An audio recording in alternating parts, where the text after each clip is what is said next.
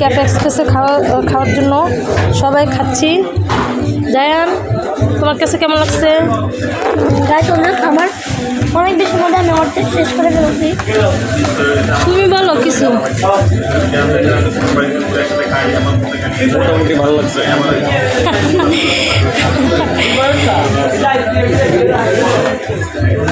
যাক, আমাদের কাছে ভালো লাগছে। আমরা খাইতে আসছি, জায়নারা খাইতে আসে না, ওনারা আমরা জোর করে খাওয়াইতেছি, এই জন্য ওনার কাছে মোটামুটি ভালো লাগতেছে।